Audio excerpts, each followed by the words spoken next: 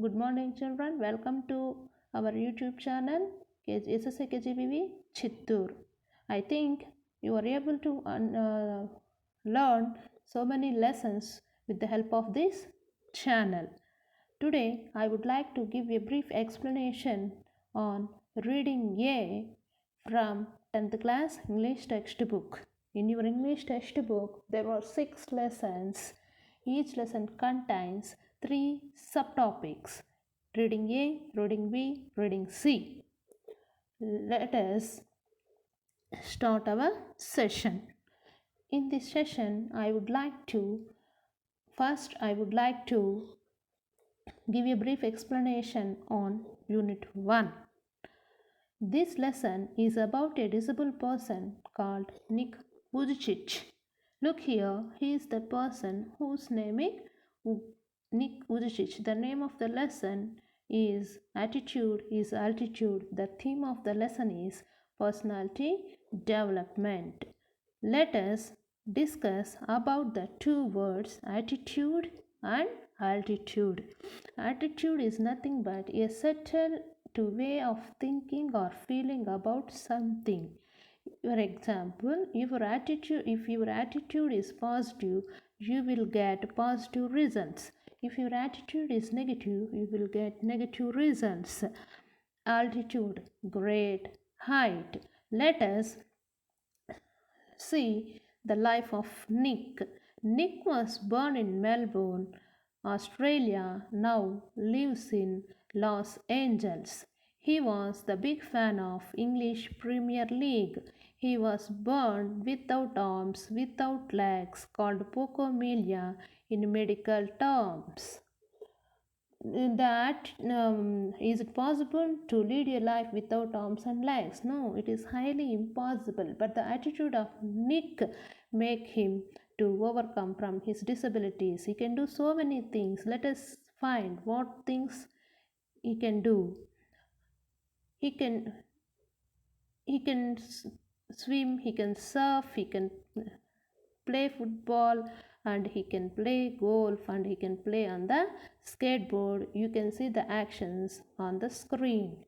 But how is it possible without arms and legs? Luckily, God had given a small foot to him on his left hip. With the help of the small foot, he can balance himself, and he can type, and he can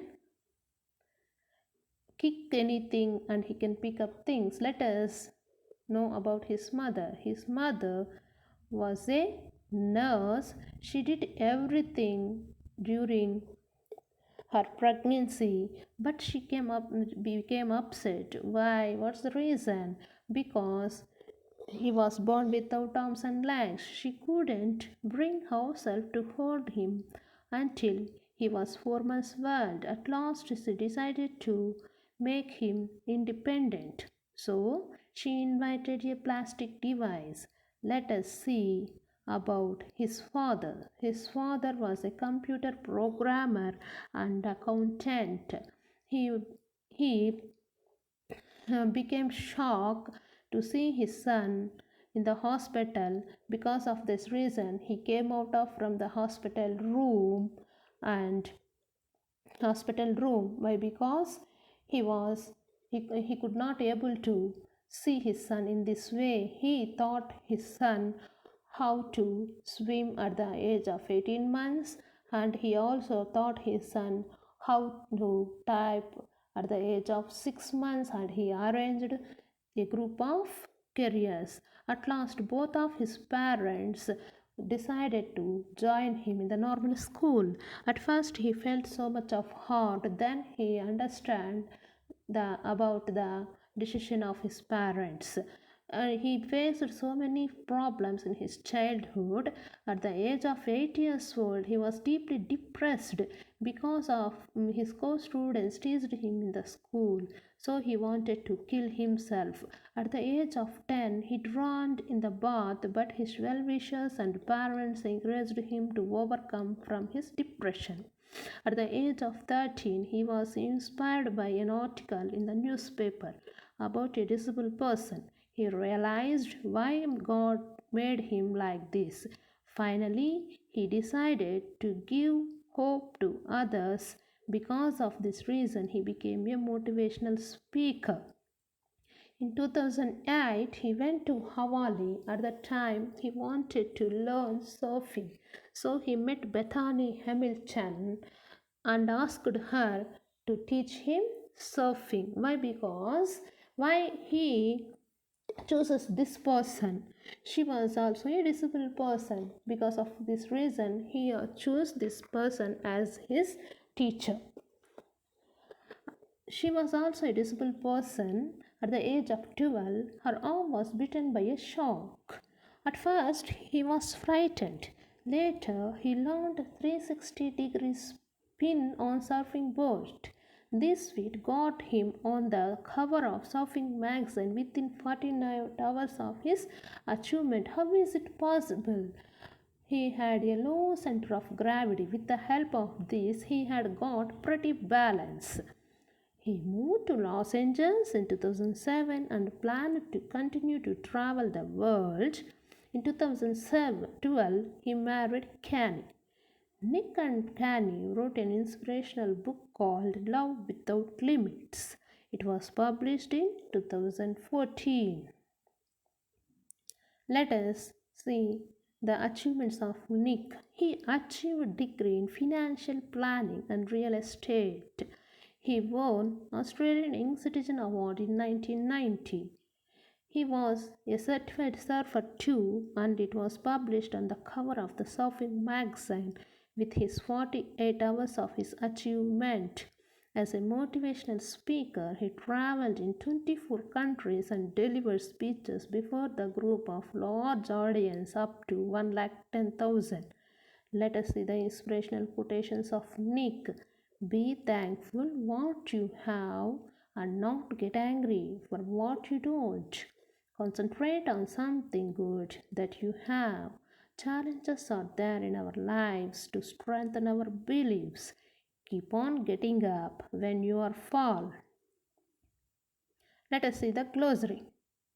Stretch, straighten or extend one's body or a part of one's body to its full length. We stretch our body when we wake up in the morning. Scratch, rub a part of one's body with one's fingernails to relieve from itching. For example, when it's itching, we scrub there. Wrap, to embrace or hug. Mother wraps her baby with love. Torso, the trunk of the human body. It means without legs, arms and head. Example, Nick is mainly torso, but he has a head. A club, a heavy stick with a thick end. We use this stick in the games of hockey and golf. Tuck, push or put or keep something in a specified place. Nick play golf with a tucked under his chin. Distraught, worried or upset. Nick's mother was distraught when he was born without arms and legs. Bullied, seek harm to others. For example, Nick might have been bullied by others because he hadn't arms and legs. Can you reflect on those quotations? Are you ready to face any situation? What do you do if you fail once? Do you escape from hardships or chase them? It is the brief explanation on Unit 1. I hope you will learn this lesson very well, and I hope you will be able to understand the importance of personality development in our life, and the beautiful quotations of Nick is also useful to you to lead your life in a successful way. This lesson is also very important to your public examination. We are going to discuss the second lesson, The Dear Departed 2. It was a drama written by William Stanley Hong Tan. was a famous English dramatist. He was one of the best of a group of realistic playwrights, often called Manchester School. In every play, he sought to present an idea. He had a remarkable gift for dialogue that is evident in The Dear Departed. The Dear Departed was first produced in Manchester in 1908. Here, Houghton satirizes the degradation of moral values in the British middle class. The play starts with the discrimination of characters. Amelia Slater and Elizabeth Jordan both are sisters.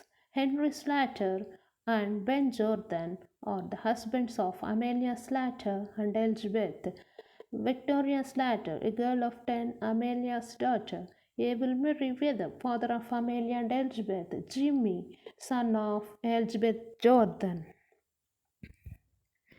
It is a one-act play. Let us see the features of one-act play. It has a minimal characters and it has a single setting or unity of place in one-act play with one or more scenes. It always focuses on one incident only. It has a limited time and there is a twist at the end of the play. Let us see the character of Amelia. The play starts on the stage because it is an one-act play. In the beginning, the author introduced the character called Amelia. Amelia was a rude woman. She makes the people do what she likes. She doesn't listen the other people advice. In this play, she is in black dress. In northern countries, people wear black dress at the time of somebody's death in their family. Let us discuss about a brief summary of the Dear Departed 1. It starts with the news of death of old man called Abel Merriweather. Daughter and son-in-law are trying to show they are really sad. Later, they informed this news to their relatives. Before that, both husband and wife were discussed about the potential material benefits.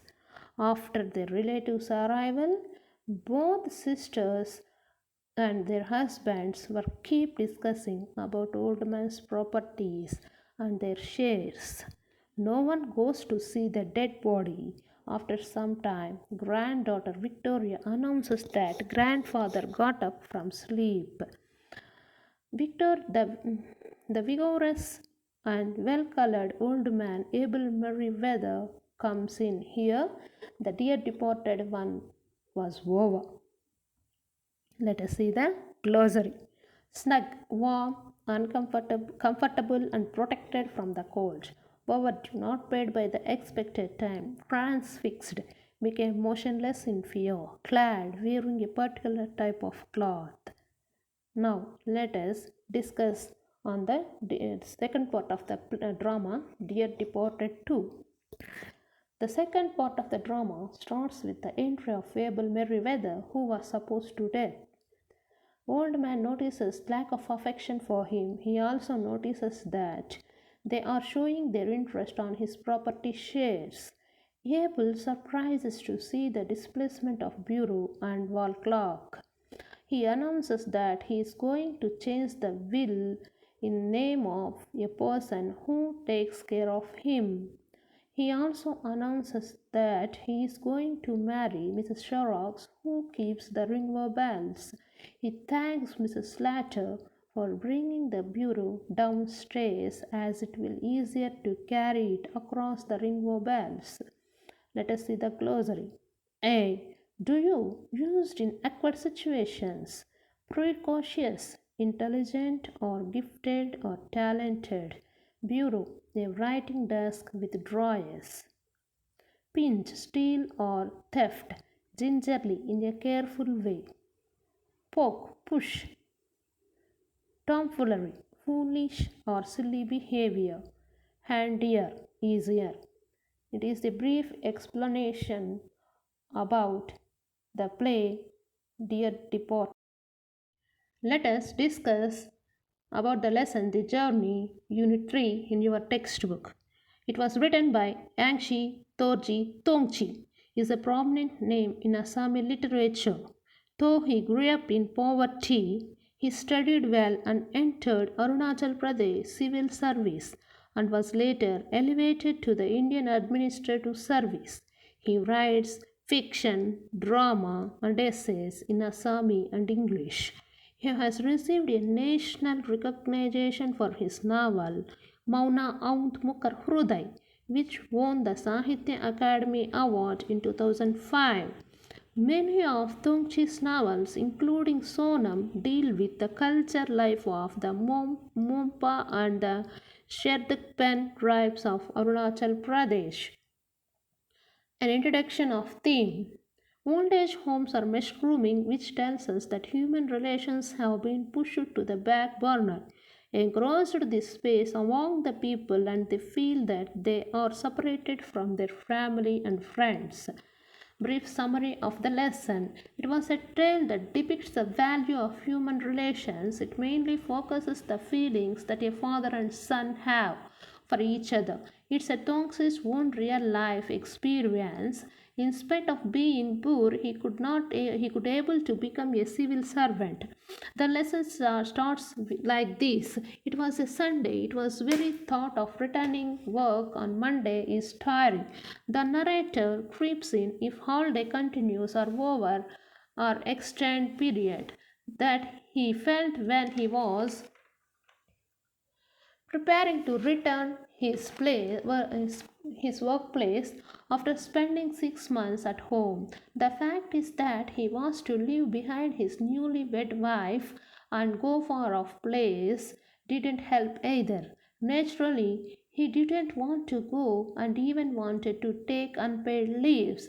His debt has increased a lot. This time he came to home with a special purpose.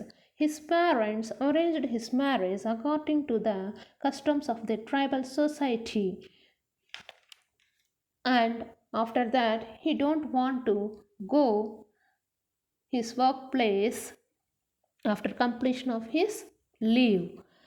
This- He feels at last he decided to go for his office. He feels that at last he decided to go for his workplace. At the time after the narrators arrived on his way home from the bus stop, his trunk had been carried by a porter. But now he hadn't take find anyone who could help him to carry the trunk to the bus stops. Everyone was busy in their fields. 20 kgs trunk is not issue for a man like him, but he never to carry weight from his childhood. All these things related to the physical labor was dealt by his father. Moreover, his education did not allow to do. At last, his father decided to carry the box. He carries the trunk along the hilly road. Why? Because his native place is a hilly area and there is no motorable roads to his village. After reaching the bus stop, father asks old shoes. Then the young man sees the bare feet of his father. He offers money to buy new pair, but father accepts only old shoes. Or at the end, young man gives his hunting boots. Finally, the author realized that both of their eyes were different. His way was a luxurious one, while his father was a difficult one. It is the brief explanation about the lesson, the journey. Let us see the glossary. Dispute, to convince somebody not to do something. Plight, a difficult and sad situation. Contentment, a feeling of happiness or situation. Weary, tired. Now let us see the another lesson, important lesson called biodiversity, an introduction to the theme environment. The theme is more relevant than ever in the wake up of sweeping changes taking place in different shepherds across the world. The process of development has assumed a new dimension in the recent times. It has been a direct attack on the biodiversity and large scale exploitation of resources for private profits. This problem is likely to aggregate further, making life on the planet miserable. There is every need to think about today and tomorrow. This becomes the rationale for include the present text for reading. The learners will certainly become aware of their role in preserving the pristine nature of the environment as they read and reflect on the passage's unit. Prelude of the lesson. It is an interview by Japan's NHK Radio with Wangari Maathai, a well-known environmentalist and a Nobel Prize winner from Africa. She started the Green Belt movement and also fought for equal rights for women in Africa. In this lesson, she gave so many answers asked by the interviewers. At first, interviewer asked her, why do you started Green Belt movement? She replied that when she was child, once the environment was fresh, but she notices that now the environment is destroying. So she started working on environment. And he also asked that what are the problems do you observe in rural areas. She is told that when she was started Greenbelt movement, she found so many problems in rural areas. They wanted clean drinking water and they wanted food for their animals and they also wanted the building material. She raised a question in her mind why these people wanted these resources, and she get answer that there is a scarcity in the sources. She also think that the forested mountains are the source of rainfall and water, but the mountains are destroyed, so there is a scarcity of water and related environmental things. She thought, what will we do to solve this problem? She find an answer that restorement of the environment. This is the only solution for all problems the people wanted for. So she started green belt movement. She has to started a campaign in the rural areas and educated the people on environment. She also educated the women to restore environmental vegetation. She gathered so many women and trained them on plantation. She also give the answer to another important question: how is peace connected to the good governance? She told that many wars that are fought in the world are fought over natural resources. Some wars are fought because some wars are fought because the environment is so degraded that it is not able to support communities, and so they fight over the little that they left. Others are fought because some people want to take a lot of the resources to control them and keep many other people out. She also compared the African country with a basin, and along with three themes. These themes are compared with three stools. The first stool, she also give an explanation to these themes. What are these three themes? The first leg is nothing but peace. The other leg is good governance. The third leg is sustainable management of resources. When you have those three legs, now you can put the basin, which is development. and if you try to balance that stool without those three, it won't happen. She also observed the three transformations as a result of her green belt movement. What are these three transformations? One, empowerment; two, landscape; and three, fight for rights.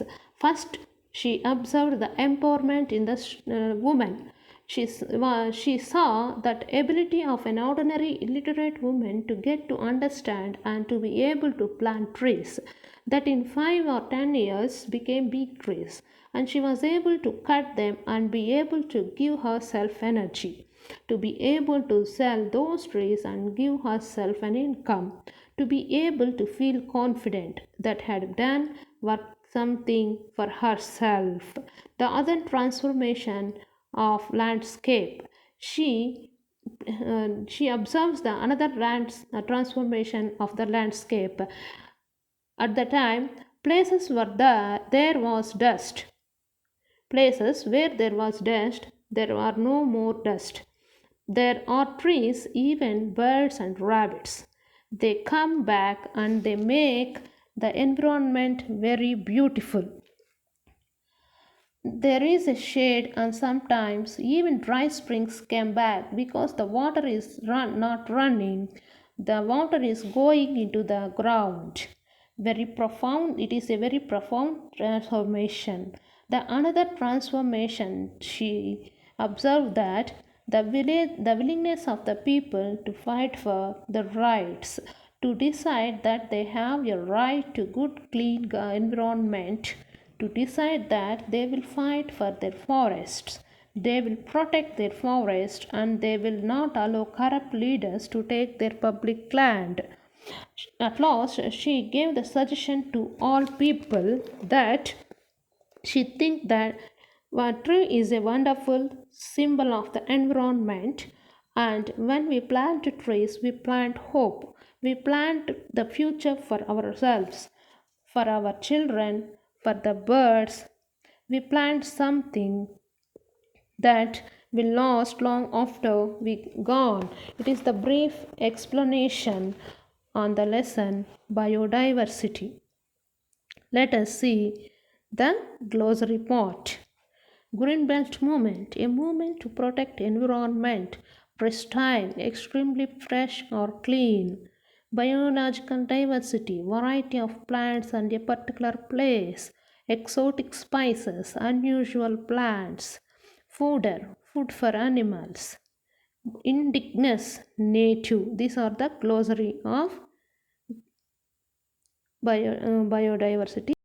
See the last lesson, My Childhood, in your textbook. It was written by Dr. Awul Pakir Jalaluddin Abdul Kalam, was born on 15th October 1931 at Rameswaram in Tamil Nadu. He was responsible for the evaluation of ISRO's launch vehicle program, particularly PSLV configuration, and for the development and operationalization of Agni and Prithvi missiles, and for building indigenous capability in critical technical technologies through networking of multiple institutions. In his literary pursuit, four of Dr. Kalam's books, Wings of Fire, India 2020, A Vision for the New Millennium, My Journey, and Ignited Minds, Unleashing the Power Within India, have become household names in India and among the Indian nationals abroad. Dr. Kalam received honorary doctorates from 30 universities and institutions. He was awarded the coveted civilian awards Padma Bhushan in 1981 and Padma Vibhushan in 1990, and the highest civilian award Bharat Ratna in 1997. Dr. Kalam became the 11th President of India on 25th July 2002. This lesson is a biographical sketch of former President APJ Abdul Kalam. It was taken from his novel My Wings of Fire. He was born into a middle class family in the Iceland town of Rameswaram. His parents are neither much formal educated person nor much wealthy person. They lived together in a happy mood. This para tells about his family. At the age of 8, there was a World War. For reason he had never been to understand a demand for tamarind seeds. So he used to collect them and sell them in the provision shop on Moscow Street. A day's collection would fetch him a princely sum of 1 anna. His brother in law used to tell him the stories about World War II. He was forced by his cousin Samsuddin, who distributed newspapers in Rameswaram. He also helped him to earn his first wages. This paragraph tells about his earnings. His friends Ramanatha Sastri, Aravindan Sastri, and Siva Prakashan belongs to traditional Hindu Brahmin families. As a children, none of them ever felt any difference amongst themselves because of their religious differences and upbringing. In fact, Ramanatha Sastri was the son of Pakshi Lakshmana Sastri, the highest priest of the Rameswaram temple. Later, he took over the priesthood of the Rameswaram temple from his father. Aravindan Sastri went into the business of arranging transport while visiting pilgrims, and Siva Prakashan became a catering contractor for Southern Railways. One day, when he was in 5th standard, at the Rameswaram Elementary School, a new teacher came to their class. Kalam used to wear a cap which marked him as a Muslim, and he always sat in front row next to Ramanatha Sastri, who wore the scar thread. The new teacher could not tolerate this. A Hindu priest's son sitting with a Muslim boy. In according with their social rank, the new teacher ordered Kalam to go and sit on the back bench. He felt very sad. After school, these friends went to their home and told their respective parents about the incident. Lakshmana Sastri ordered the teacher to presence in front of him, and he scolded the new teacher not spread the poison of social inequality and communal intolerance in the minds of innocent children. He bluntly ordered the new teacher either apologize to Kalam or quit the school and the Iceland. Not only did the teacher regret his behavior, but the strong sense of conviction Lakshmana Sastri conveyed ultimately reformed this young teacher.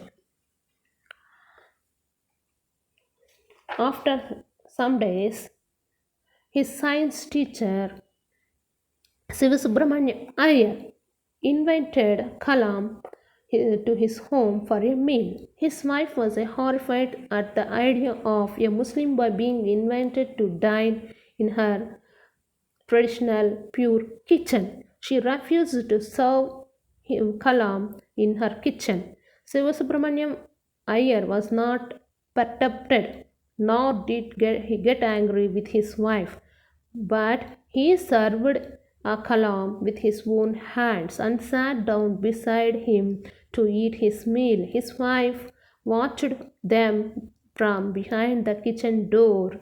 Kalam wondered whether he had observed any difference in the way he ate rice, drank water, or cleaned the floor after the meal.